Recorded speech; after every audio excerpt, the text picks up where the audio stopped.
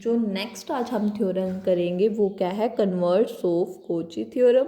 या फिर मोरिरा theorem.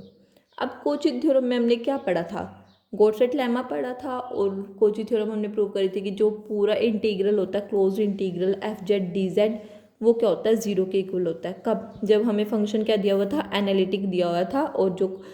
Integral over contour C F Z D Z की वैल्यू क्या होती थी, जीरो। अब हमने जो ये वाली थ्योरम है कन्वर्स का मतलब क्या है, इस बार हमें क्या दिया हुआ है कि integral over C F Z D Z is equals to zero दिया हुआ है, हमें प्रूफ क्या करना है, एफ जेड इज एनालिटिक। ठीक है, चलो करते हैं प्रूफ। आप देखो प्रूफ की क्या किया, let D is the domain and Z naught is a fix point in domain D and Z is a variable point in domain D, then the value of ft dt is independent integral over z node to z। इसमें देखो क्या कि अगर हमारे पास ये D domain है और जो Z नोड है वो तो हमारा फिक्स पॉइंट है, और एक Z हमने पॉइंट ले लिया वो क्या है, वेरिएबल है। तो हमने एक थ्योरम पहले की थी कि जैसे Z नोड से हम Z पे जा रहे हैं तो यहाँ से भी जा सकते हैं, ऐसे भी कर्व वाली C1 लेके चल रहे थे, और एक ऐसे C2 था। तो जो हमने प्रूव किया था कि वो किस पे, पाथ पे इंडिपेंडेंट होता है, पाथ पे डिपेंड नहीं करता, ये हम ऑलरेडी प्रूव कर चुके हैं। अगर हमारे पास पेपर में आते हैं 16 मार्क्स की तो हमें सारी प्रूफ करके दिखानी पड़ेगी, अगर नहीं आती तो हम सिंपल यहीं तक ऐसे लिख सकते हैं कि ये क्या है, इंडिपेंडेंट ऑफ पाथ है, कर्व है। ठीक है, अगर आपको नहीं समझ आ रही है कौन सी थ्योरम है, मैं आपको डिस्क्रिप्शन में इसका लिंक दे दूँगी, आप देख लेना। ठीक है, ये मैंने करा चुकी हूँ। अब नेक्स्ट है, नाउ लेट अस कंसीडर, जो ये फंक्शन है जो इंडिपेंडेंट है पाथ के, उस फंक्शन को मैंने कैपिटल एफ जेड के इक्वल मान लिया। देखो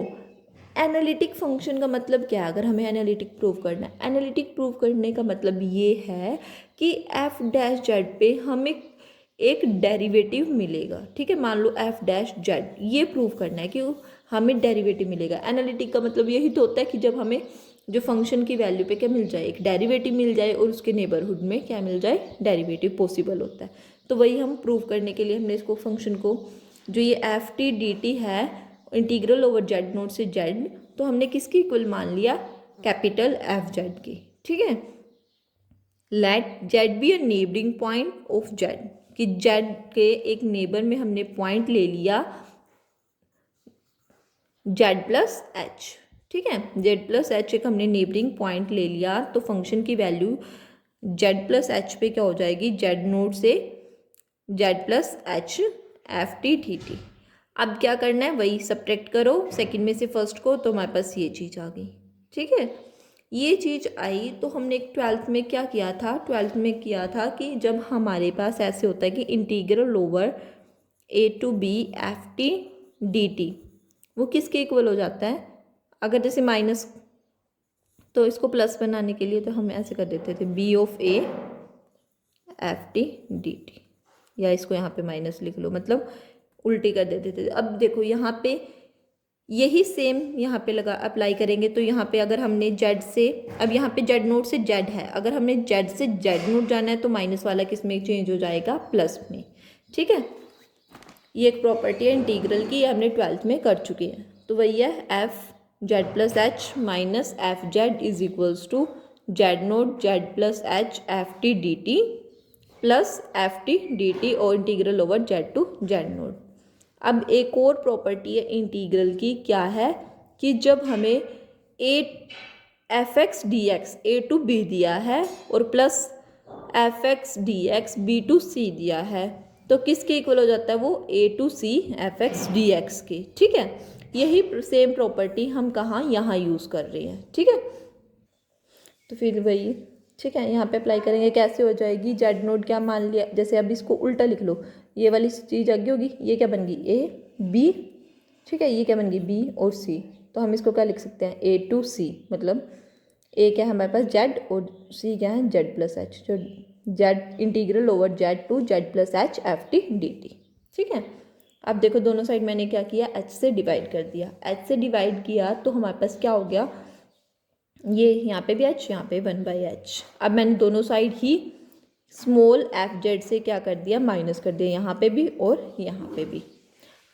अब देखो अगर मैंने इन दोनों में से कॉमन निकालना है, इसमें तो डी टी है नहीं, तो अभी डी टी बनाने के लिए मैंने क्या किया, हमें क्या पता है डी टी की अगर हम वो जेड से जेड प्लस एच तक जाएंगे, इंटीग्रेशन करेंगे तो क्या होगा, डी टी का टी जेड से जेड प्लस एच। अब क्या होगा, Z plus H minus Z, तो ये कैंसिल आउट, रह क्या गया जेड एच। तो इसका मतलब 1 में H integral over Z plus H D T की वैल्यू क्या आ जाएगी हमारे पास 1। ये हमने खुद लिया है एज्यूम, ठीक है,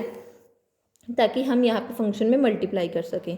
ठीक है, अब 1 की किसी के साथ मल्टीप्लाई करते हैं तो वही चीज़ रह जाती है, इसीलिए मैंने यहाँ पे क्या किया है, ये चीज़ तो F Z plus H minus F Z by H minus small F Z is equals to यही same 1/h as it is रहा, integral over Z to Z plus H as it is रहा, F T D T रहा, minus अब इसके साथ तो कुछ नहीं था, एफ जेड था कल्ला, तो मैंने क्या किया इस टर्म को मल्टीप्लाई कर दिया, तो 1 में H Z plus H D T, क्योंकि इसकी वैल्यू क्या थी 1। अब देखो इन दोनों में से क्या कॉमन आ जाएगी, जेड से Z plus H D T common आ गया, तो क्या रह गया F T minus F Z. अब दोनों साइड मैंने क्या किया, मोड अप्लाई किया, ठीक है, मोड अप्लाई करने के बाद यहाँ पे मोड की डेफिनेशन लगा दी, ये हमने कर चुके हैं कि अगर अलग अलग मोड करते हैं तो वो लेस देन इक्वल हो जाता है ट्रायंगुलर इनइक्वालिटी से, ये हम कर चुके हैं पहले वीडियोस में। तो यहाँ पे क्या होगा, लेस देन 1 में H integral over Z to Z plus H F T minus F Z into D T. अब जो हमारे पास जो फंक्शन चल रहा था एफ जेड वो तो कॉन्टीन्यूस है, तो मतलब there exist E greater than 0, there exist delta greater than 0 such that जो फंक्शन की वैल्यू होती है F T minus F Z पे वो लेस देन एप्सिलॉन होती है whenever T minus Z is less than delta. ये continuous की डेफिनेशन हम बहुत बार थ्योरम्स में यूज़ कर चुके हैं, तो अब यहाँ पे लगाओ, तो यहाँ पे लगाएंगे तो ये क्या हो जाएगी, ये वाली वैल्यू लेस देन एप्सिलॉन हो जाएगी। अब देखो